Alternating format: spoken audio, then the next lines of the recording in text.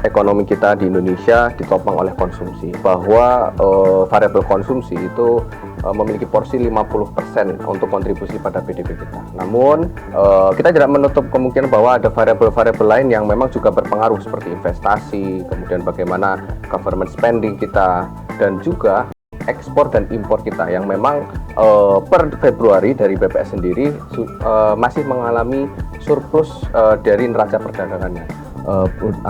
Sempat ramai ya tentang isu terkait alat bantu disabilitas yang ditahan gitu ya. Dan kalau saya melihat kesalahannya si importir ini, dia menggunakan vendor yang kurang tepat. Mereka menggunakan kurir. Kita tahu bahwa kurir itu selalu dibatasi jumlah nilai barangnya.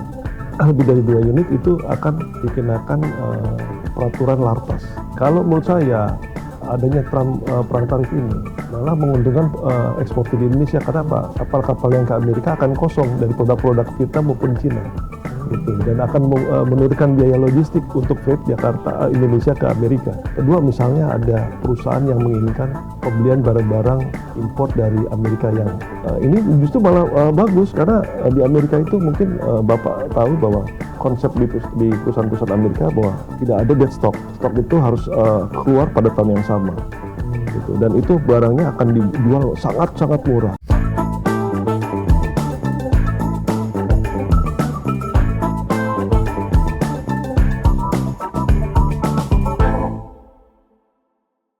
Baik, seperti yang kita ketahui bahwa ekonomi kita di Indonesia ditopang oleh konsumsi. Jadi berdasarkan dari BPS sendiri bahwa variabel konsumsi itu memiliki porsi 50% untuk kontribusi pada PDB kita. Namun kita tidak menutup kemungkinan bahwa ada variabel-variabel lain yang memang juga berpengaruh, seperti investasi, kemudian bagaimana government spending kita, dan juga ekspor dan impor kita yang memang per Februari dari BPS sendiri masih mengalami surplus dari neraca perdagangannya. Oleh maka dari itu pada hari ini kita akan berbincang-bincang terkait bagaimana dunia ekspor impor yang memang kebetulan Prakarsa sendiri juga sedang menaikkan isu terkait assistive devices.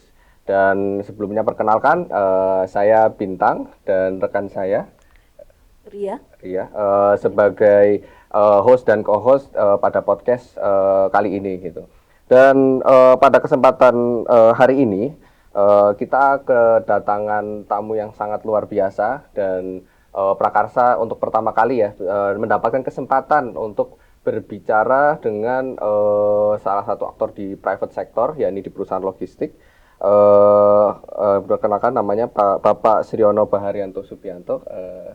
Selamat pagi, Pak. Selamat pagi. Ya, beliau menjabat sebagai CEO dan co-founder Match International Indonesia (MII) sejak 1990, dan memang berdasarkan dari profil beliau sudah berpengalaman 3 dekade atau 30 tahun di industri logistik dan rantai pasok, dan ini juga pengalaman yang bukan main-main ya, sehingga harapannya hari ini kita dapat menggali apa saja yang memang terjadi di dunia logistik saat ini, melihat dari isu-isu yang berkembang saat ini, begitu.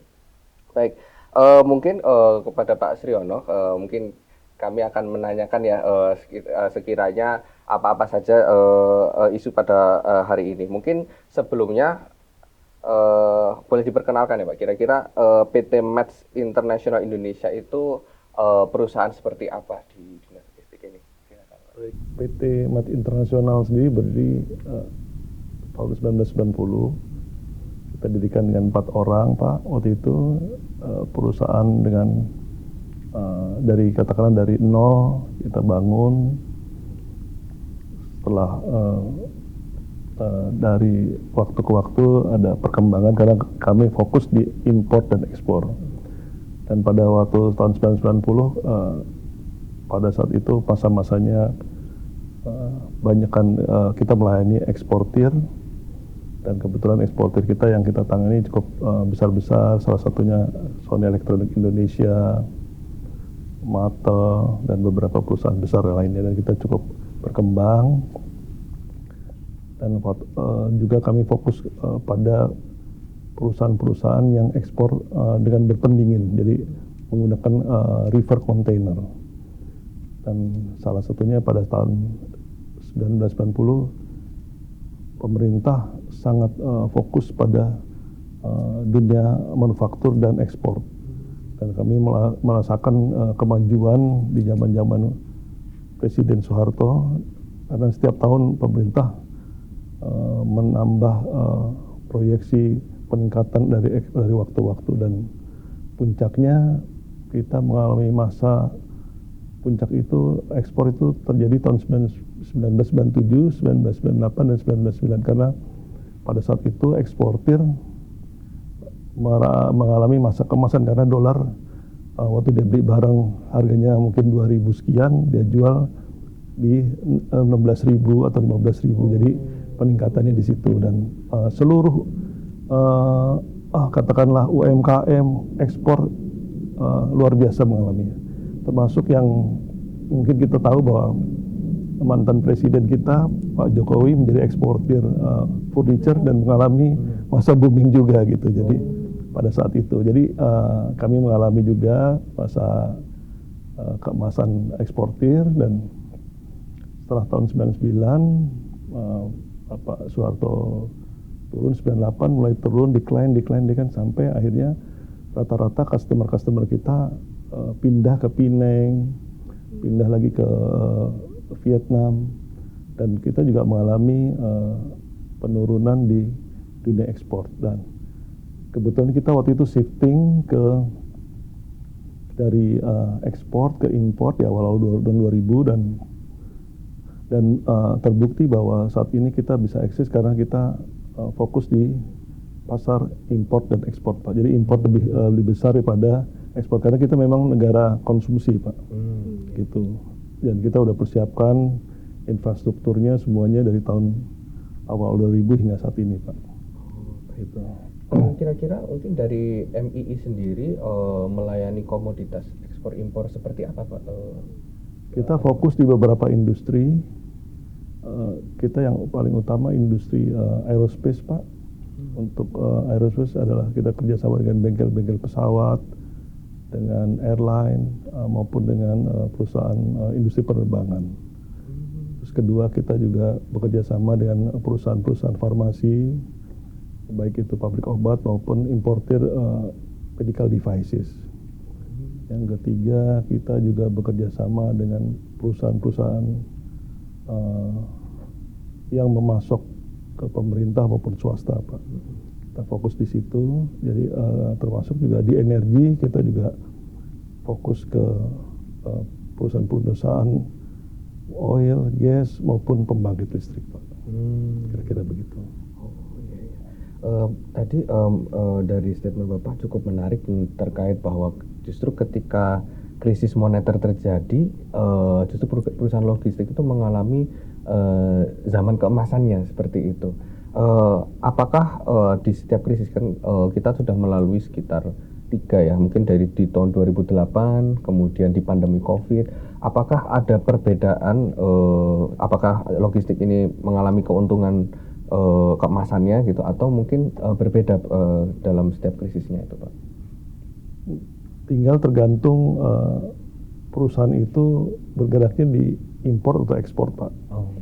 Apakah waktu itu pas booming waktu dia ekspor atau pas di impor gitu. Dan kalau untuk di COVID, kita tahu bahwa kita banyak import seluruh alat kebutuhan kesehatan, baik itu APD, medical devices, sampai masker pun kan kita impor semua. Itu jadi kita memang waktu itu negara, mungkin saat itu kita semuanya 90 sekian persen impor, Pak, untuk kebutuhan COVID-19 gitu. Tinggal tergantung, jadi kita tergantung situasi. Tapi pada saat itu juga, waktu saat COVID, ekspor kita juga bagus sekali, Pak. Indonesia mengalami juga masa-masa keemasan ekspor karena kita banyak juga, karena mereka mungkin di negara mereka butuh kan, karena banyak di rumah ya kan, mungkin dia butuh betul-betulin rumah atau apa di Amerika, di Eropa, dan kebutuhan barang-barang di Indonesia sangat dibutuhkan pada saat itu. gitu. Jadi kita jangan hanya melihat krisis itu dari segi negatif, tapi positifnya sesuai dengan di Quran ada satu ayat bahwa fa innamal usri usra, innamal usra, dalam kesulitan itu ada kemudahan. Gitu, seperti mata uang. Kan ada yang berbentuk tulisan atau berbentuk huruf Pak ya gitu kira-kira. Gitu. Kalau tentang ini sendiri menarik ya, pas COVID kan terus digitalisasi jadi percepatan gitu di segala bidang ya. Itu apakah ada pengaruhnya Pak dengan macam-macam orang udah pesan online nih, gitu. Masih perlu nggak bisnis-bisnis yang kita lihat langsung sama penjualnya, kita transaksi langsung, dan itu pengaruh nggak ke logistik juga? Kalau kita yang konsumen biasa gitu kan, kita merasa ya pas COVID ya sudah semuanya kita pesan online aja. Nah di logistik ekspor impor mungkin waktu itu yang terjadi gimana sih Pak, kita bertransisi ke digitalisasi ini? Jadi kebetulan digital e-commerce ya. Kebetulan COVID itu berkah juga buat negara kita Pak. Seperti saya bilang bahwa ada kemudahan, ada kesulitan, di balik kesulitan ada kemudahan. Dan itu menjadi perubahan satu landscape bisnis yang tadinya kita harus ketemu orang, ketemu dengan bea cukai, harus katakanlah ada antrian dan segala macam. Akhirnya terjadilah shifting ke digital, dan ini mempercepat proses. Dan alhamdulillah pemerintah kita sangat adaptif gitu pada proses-proses itu. Waktu di COVID juga kita ya awal-awal mungkin kesulitan, akhirnya pemerintah sangat adaptif dan alhamdulillah semuanya sekarang berjalan sesuai dengan mekanisme pasar. Jadi kebutuhan untuk digital sudah diakomodasi oleh pemerintah. Jadi kasarnya ya dari kami yang awam ini, perizinan dan segala surat-surat sekarang semuanya sudah transisi ke digital ya. Betul. Untuk pebisnis juga ini sudah berasa sekali ya. Saya pikir negara kita negara yang siap berubah menjadi lebih baik lah dari waktu ke waktu. Saya merasakan dari pemerintah ke pemerintah terjadi perubahan ke arah yang lebih baik, gitu. Dan pemerintah mendengar katakanlah yang disebut pro bisnis lah gitu. Kira-kira. Oh, baik Pak. Berarti untuk secara regulasi impor bea masuk yang selama ini ya selama 3 dekade ini dari perusahaan logistik sendiri, apakah ada mungkin semacam kendala Pak untuk misalkan sehingga agar ke depan itu bisa lebih dimudahkan gitu misalkan untuk jalannya bisnis dunia logistik ini? Saya pikir saat ini hal-hal semua itu sangat mudah. Tergantung seperti yang saya bilang sebelumnya bahwa tergantung perusahaannya, apakah perusahaan itu mengikuti comply nggak dengan aturan pemerintah. Kan kadang-kadang banyak juga Pak perusahaan yang nggak comply, katakanlah udahlah diatur dengan orang dalam. Tapi masa itu kan sudah liwat, dan mereka itu yang biasanya yang tidak comply itu yang jadi masalah. Dan kan kami saat ini semenjak kita berdiri, kita mohon maaf kita nggak pernah pengen melakukan hal yang selalu menggunakan orang dalam. Justru kita dari dulu menyuarakan kita lebih baik prepare dulu dokumentasinya seluruhnya supaya kita tidak ada hambatan lagi gitu loh. Kalaupun hambatan ya teknis saja lah Pak. Gitu. Berarti kendala-kendala yang muncul itu berarti lebih banyak terjadi ketika perusahaan-perusahaan yang melakukan impor atau ekspor tidak memahami terkait regulasi yang ada seperti itu. Betul Pak, betul. Jadi mereka tidak patuh gitu. Nah, justru saat ini kita ada beberapa customer yang tadinya katakanlah dia biasa harus pakai orang dalam, perusahaan yang dipakai itu vendornya pakai orang dalam dan sebagainya. Begitu kita berikan edukasi bahwa kalau ibu tuh harusnya begini-begini, atau tadinya nggak punya perizinan, kita minta melengkapi ataupun kita bantu menguruskan, dan alhamdulillah dia akan bisa menurunkan biaya logistik cost-nya Pak. Gitu. Gitu. Itu berarti juga akan berdampak ke biaya logistik juga Pak ya? Pasti Pak, pasti. Jadi kita kami selalu menyarankan ke customer kita harus comply. Dan kita juga nggak mau deal dengan hal-hal yang berbau yang melanggar aturan, Pak. Gitu. Sebisa mungkin kita tidak dan alhamdulillah kita tidak pernah menyarankan atau memberikan kalau kita bisa katakanlah percepatan ini kita siapkan seluruh dokumen. Jadi kalau kita ada satu customer baru, kita selalu analisa dulu, mitigasi lah Pak. Mitigasi apa sih perusahaan ini, masalahnya apa, kendalanya, dan kita bikinkan solusi Pak, begitu. Oh ya, menarik. Kemudian ini Pak, berarti apabila memang efisien Pak, jadi yang seperti yang mungkin Bapak sudah tahu, kemudian kita semua sempat ramai ya tentang isu terkait alat bantu disabilitas yang ditahan gitu ya, dan memang dari studi kami melihat bahwa bahkan untuk biaya-biayanya di total itu bisa sampai 50 jutaan gitu ya untuk alat bantu disabilitas yang memang sebenarnya ini kan orientasinya untuk sosial gitu ya, dan memang untuk alat bantu disabilitas yang ada di Indonesia ini masih sangat terbatas dan penggunanya juga masih terbatas untuk menjangkau gitu. Kalau dari Bapak sendiri bagaimana Pak tanggapannya terkait? Saya sedikit mengikuti yang lalu yang satu organisasi yang menggunakan mengimpor barang karena dia dapat dari CSR dari mungkin dari NGO di negara-negara tertentu masuk ke Indonesia. Dan kalau saya melihat kesalahannya si importer ini dia menggunakan vendor yang kurang tepat. Gitu. Kurang tepat karena apa? Karena mereka menggunakan kurir.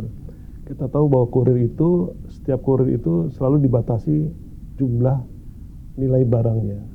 Lebih dari 1.500 dan lebih dari 2 unit itu akan dikenakan peraturan lartas. Ada lartas PI Baja dan relevansinya atas lartas tersebut, Pak. Nah, kalau mereka tepat memilih vendor, katakanlah HS code-nya, peraturannya sudah mereka ketahui, itu nggak ada masalah itu. Dan saya yakin pemerintah bukan pakai kacamata kuda Pak, karena udah aturannya jelas gitu. Gitu. Salah memilih vendor saja. Iya. Oh, jadi bukan masalah di KMK-nya ya Pak? Bukan. Karena dari 97 kan bukan. sudah dibebaskan tuh alat bantu penyandang disabilitas. Persis, betul. Jadi kesalahan si importir memilih vendor. Dan kedua, kadang-kadang importir kan nggak tahu HS code Pak ya. HS code-nya yang untuk spesifikasi barangnya apa, alat bantunya untuk durability-nya, value-nya berapa. Nah, ini jadi saya lihat banyak importir di sini salah memilih vendor itu aja Pak. Gitu. Ya. Kalau udah banyak unitnya harusnya pakai perusahaan logistik, bukan pakai kurir gitu. Apalagi kalau Bapak tahu bahwa kurir itu kan perusahaan asing Pak. Perusahaannya kita sebut katakanlah big boy, ada 3 atau 5. Dan mereka selalu aturannya ngikutin aturan baku aja. Dan mereka nggak bisa ngasih solusinya tuh generik gitu Pak. Gitu, kira-kira begitu. Dan mereka mungkin tidak baca sampai detail regulasi-regulasi yang spesifik ini ya tadi, karena tadi Bapak bilang generik. Sementara ada peraturan menteri, ada peraturan kementerian dan segala macam peraturan pendukung yang banyak banget. Kalau dari berdasarkan kami kemarin audiensi ke Kemenkeu Pak tahun lalu di kuartal terakhir dengan teman-teman dari organisasi penyandang disabilitas, dari sana memang ada beberapa surat rekomendasi yang dibutuhkan untuk supaya bisa menggunakan KMK yang 97 itu. Tetapi rupanya halangan juga bukan di organisasi saja tapi di pemerintahan. Jadi mungkin koordinasi Kemenkeu minta, misalnya ini langsung sebut aja, Kemenkeu minta rekomendasi dari pengampu sektor yang disabilitas kan di Kemensos. Nah, surat dari Kemensos nggak keluar-keluar. Jadi teman-teman jadi sulit. Mereka sih advokasi ke pemerintah apakah bisa surat rekomendasi yang menyulitkan ini ditiadakan aja. Ada usulan semacam itu juga kemarin. Tetapi secara umum memang masalahnya jadinya memang di luar regulasi ya Pak. Ya, tapi saya pikir pemerintah sekarang mengakomodasi Bu. Mengakomodasi. Apalagi setelah kejadian yang lalu, banyak kemudahan yang untuk assistive devices. Betul. Ya. Jadi sudah ada update juga ya terhadap KMK yang terakhir itu ya.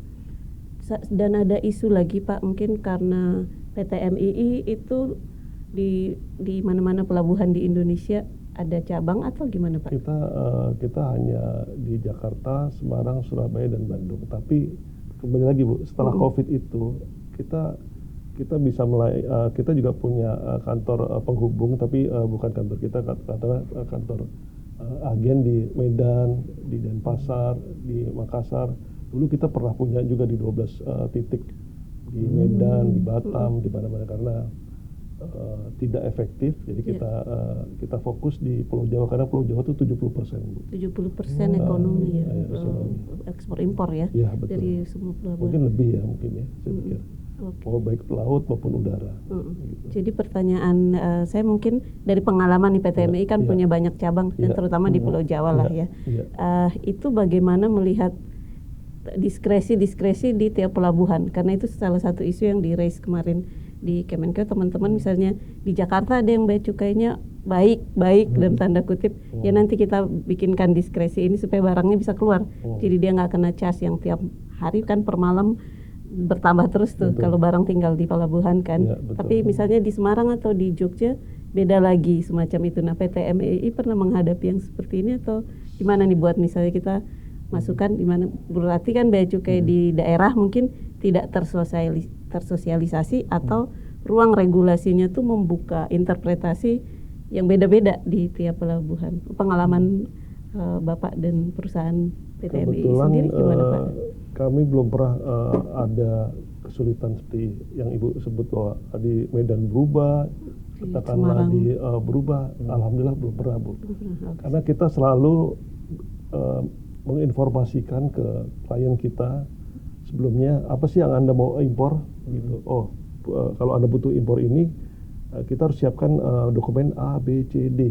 Jadi kita comply, kita patuh sekali Bu dengan regulasi sedetil-detilnya supaya seperti kasus yang lalu sampai bertahun-tahun biaya gudangnya sampai ratusan juta, dan itu kita belum pernah mengalami hal tersebut karena kita selalu comply, dan di perusahaan di Indonesia yang comply itu nggak banyak Bu.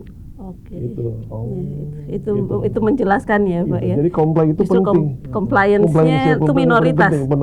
Harus itu nomor satu. Tapi tuh, jumlah orang yang mengerjakan, perusahaan yang mengerjakan sedikit. Jarang.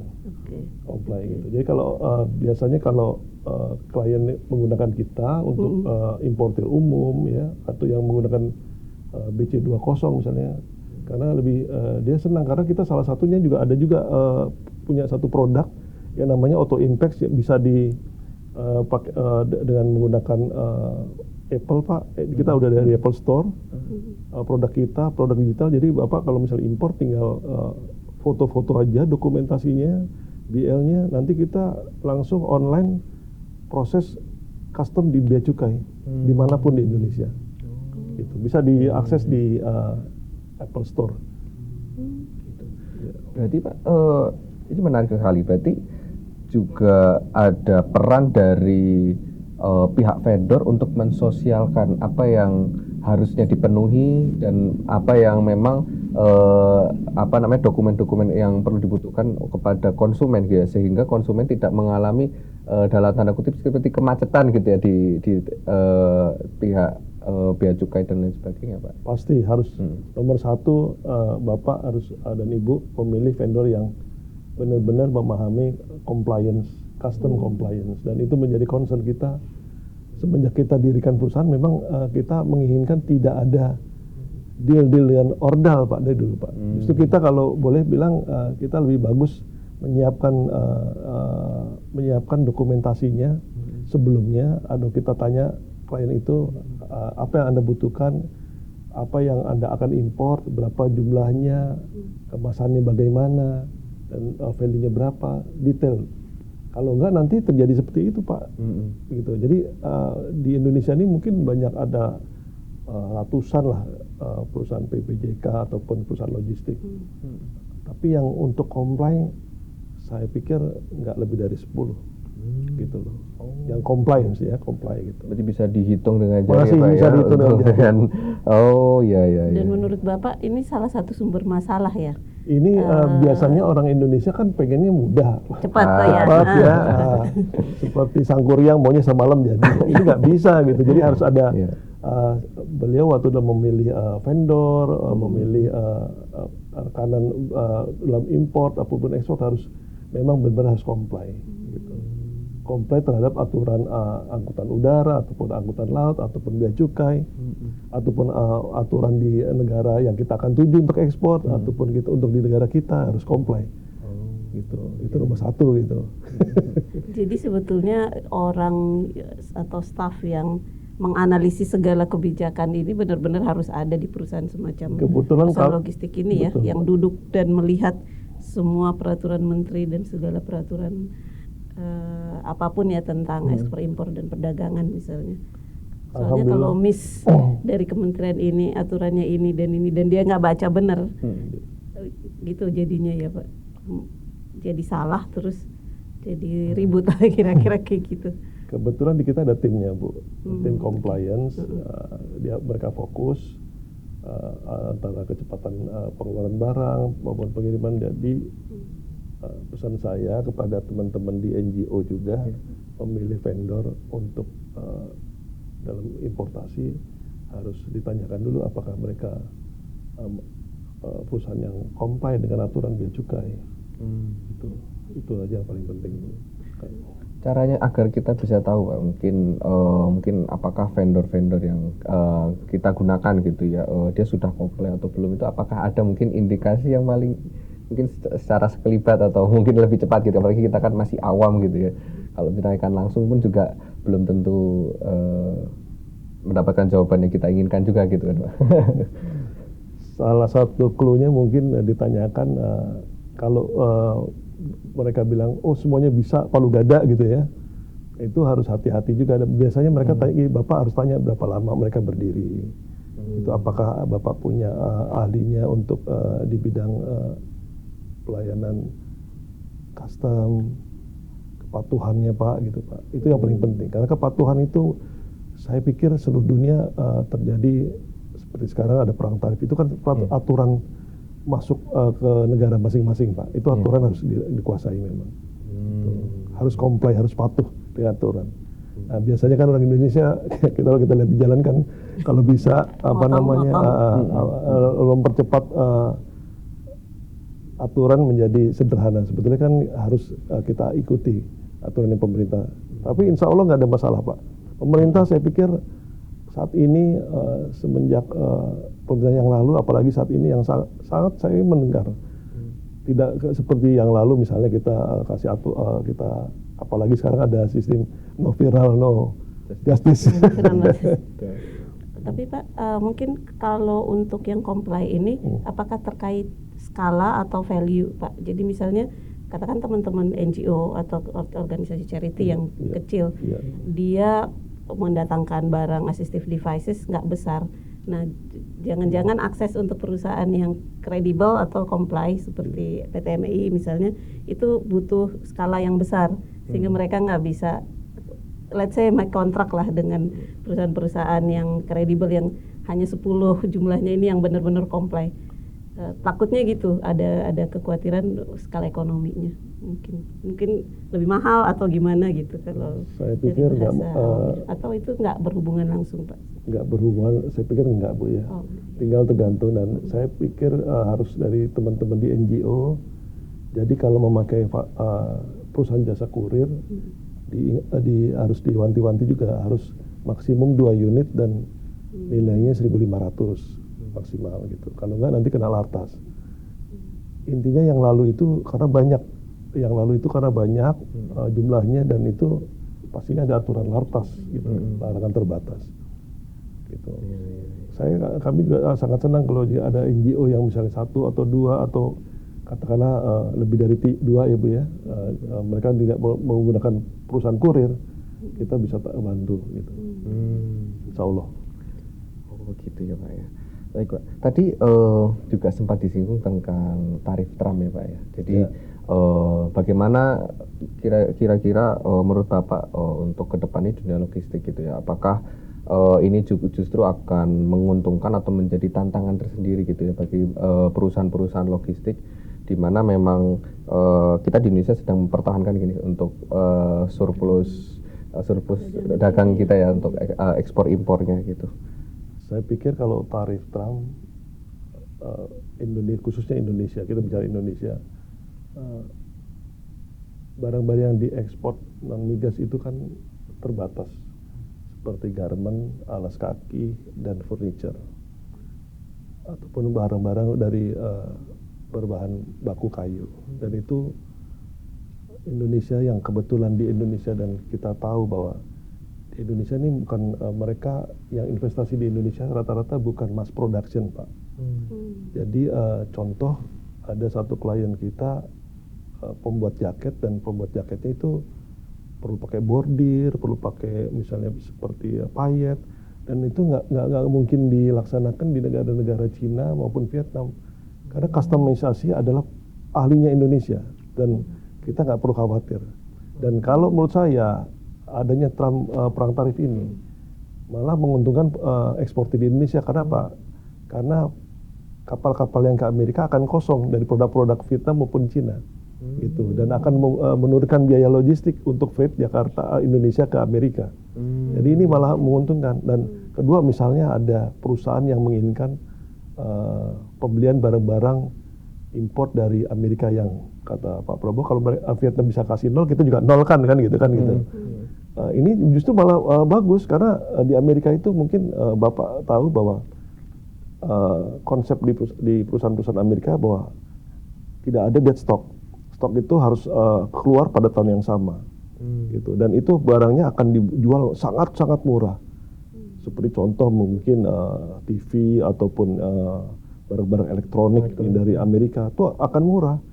Dan apalagi kalau itu terjadi, ada perusahaan yang melihat, oh ini ada use for opportunity, barang-barang dari Amerika itu akan jauh lebih murah dan akan menguntungkan bagi perusahaan tersebut, gitu loh.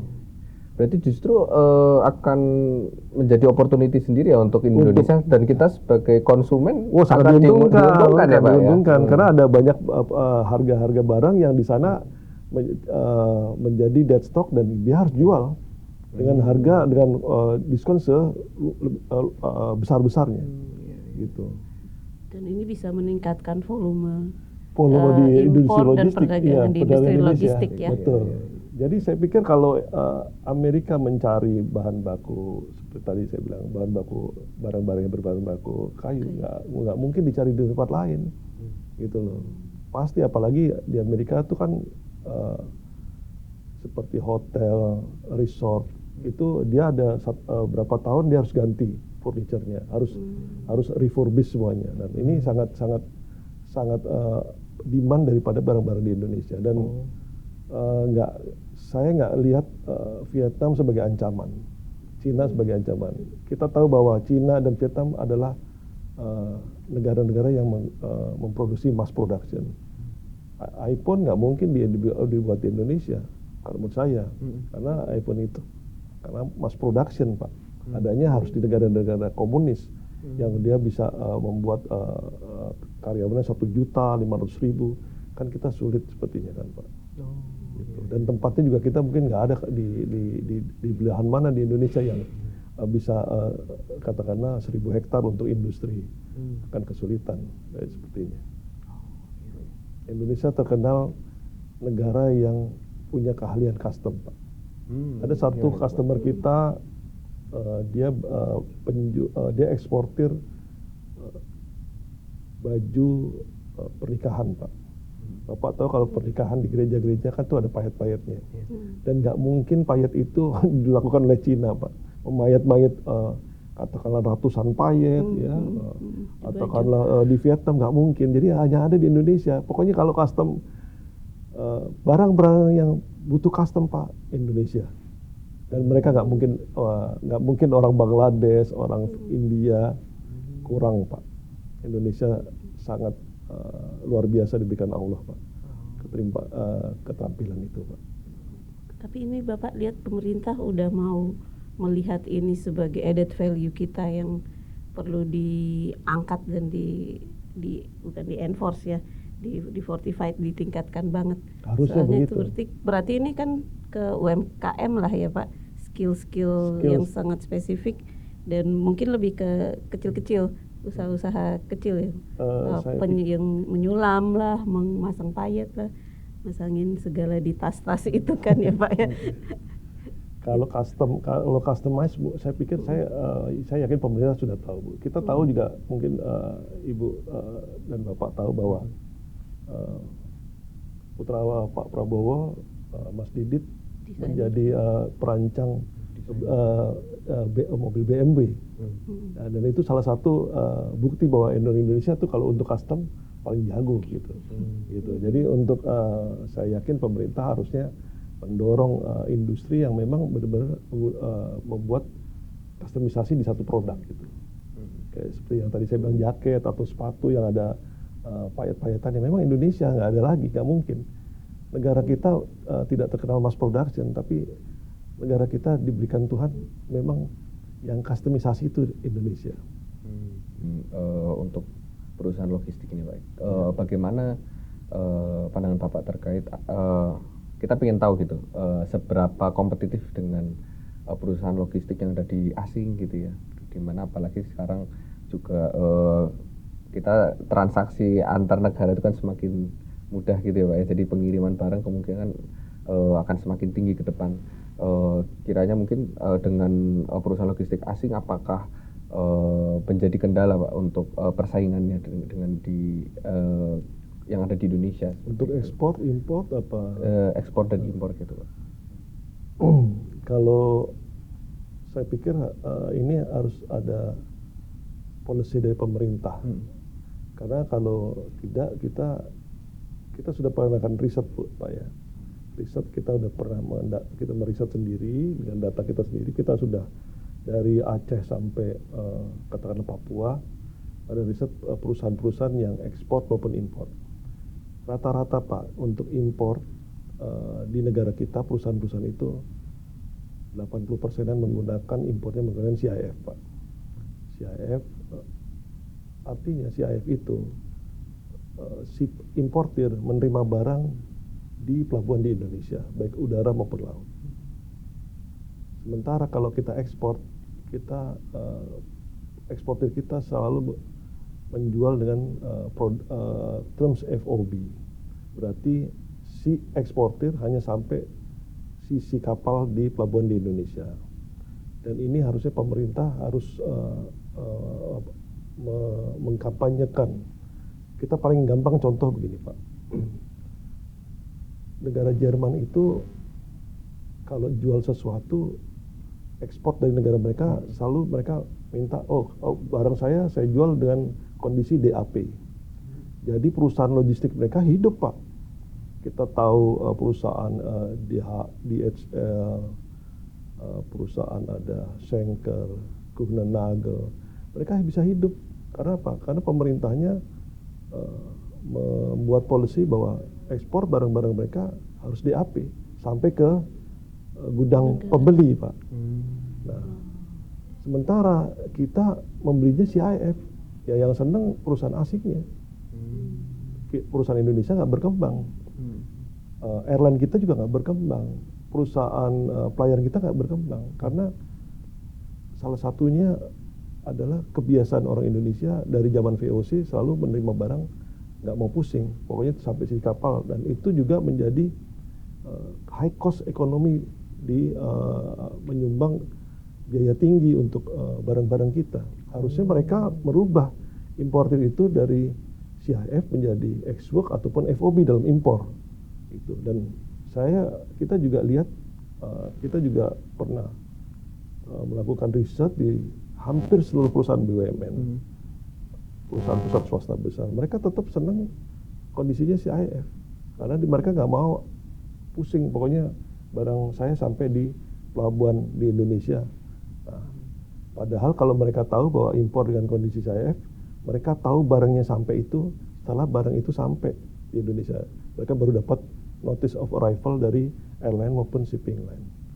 Sementara kalau perusahaan-perusahaan katakanlah eksportir kita dibeli FOB. Karena apa? Karena mereka pengen mengkontrol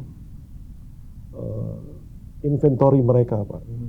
Nah, orang Indonesia nggak mau mengkontrol, dipikir saya beli barang dan jasa di satu supplier, katakanlah dia deal dengan pabrik, pokoknya saya maunya terima sampai tempat di Indonesia. Sementara mereka tidak mempunyai hak kontrol untuk inventory mereka sampai barang itu sampai di Indonesia. Jadi di sini perlu pemerintah mendorong lah, at least di BUMN bahwa kamu kalau harus beli barang ke luar negeri harus kondisinya ex-work. Berarti mereka beli dari produsen di luar negeri barangnya saja, jasanya deal di Indonesia dengan perusahaan logistik di Indonesia, dengan perusahaan asuransi di Indonesia, dengan perusahaan packaging di Indonesia. Karena kalau tidak, devisa kita juga keluar. Gitu. Kita buat satu paper juga, kita sudah berikan juga ke Presiden Joko Widodo. Kami juga sudah menyerahkan lewat tim Pak Prabowo bahwa ini harus pemerintah harus aware, karena ini adalah satu efisiensi, apalagi Pak Prabowo mengadakan efisiensi. At least ini ada efisiensi. Terus kedua untuk ekspor, Pak. Ekspor kita kan yang jelas mineral. Salah satunya ada boksit, ada nikel, ada harusnya batu bara. Harusnya Pak Prabowo membuat satu aturan. Pokoknya kita jual yang untuk tambang harus CIF ya, dibalik, Pak, atau DAP.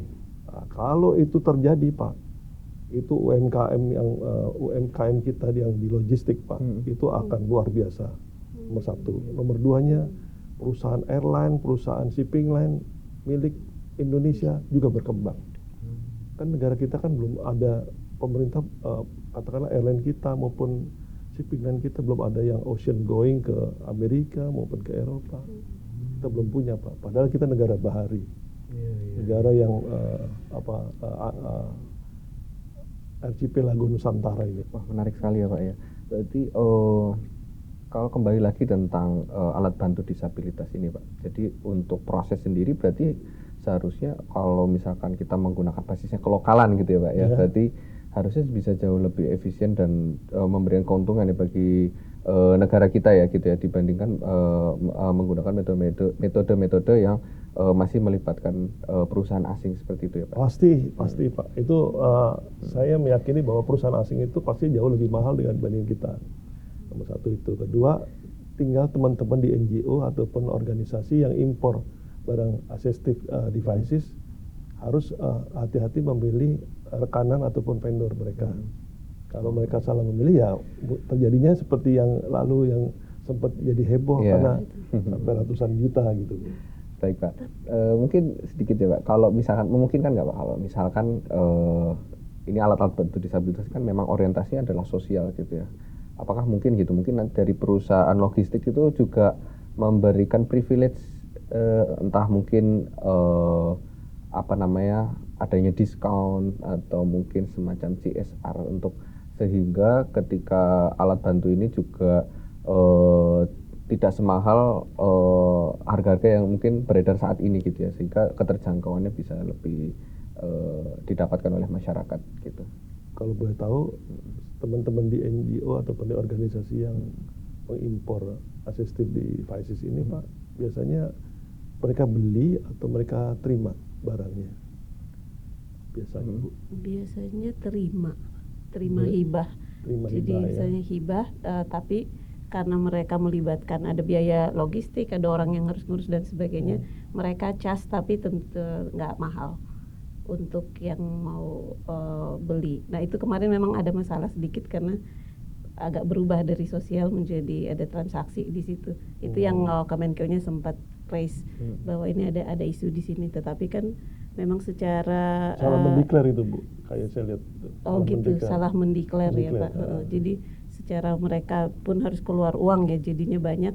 Jadi memang mereka ke penyandang disabilitasnya mengambil charge, tapi itu juga karena mereka hitungannya mereka juga harus hidup ya, semacam UMKM juga itu untuk income generating juga untuk teman-teman organisasi penyandang disabilitas.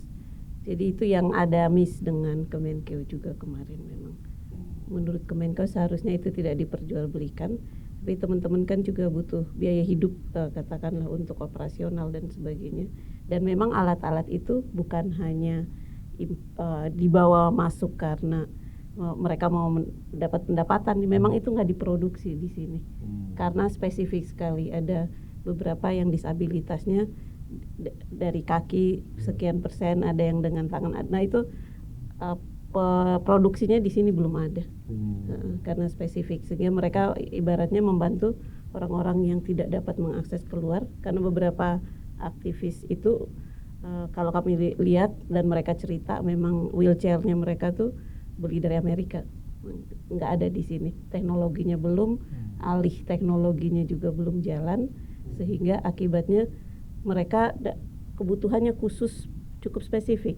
Tetapi dikasih wheelchair yang seperti pasien mau jalan dari ruang rawat inap ke ruang operasi, itu sangat generik dan itu nggak, bahkan mungkin bisa membuat mereka lebih sakit lagi karena ya desainnya tidak ergonomis, tidak sesuai dengan disabilitas mereka. Jadi ada isu itu juga sih Pak kemarin memang. Jadi saran saya teman-teman sebelum impor harusnya mengkomunikasikan ke vendor beliau dulu ataupun rekanan beliau. Kalau khawatirnya mereka nggak mengerti juga, teman-teman main impor saja, akhirnya di sini jadi kendala, ada lartas ataupun unitnya besar ya anggap jual beli, bukannya sebagai hibah gitu.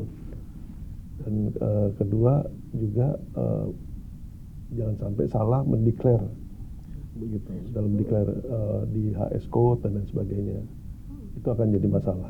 Sebaiknya teman-teman sebelum import, pendatang import, komunikasi dulu lah dengan vendor mereka gitu.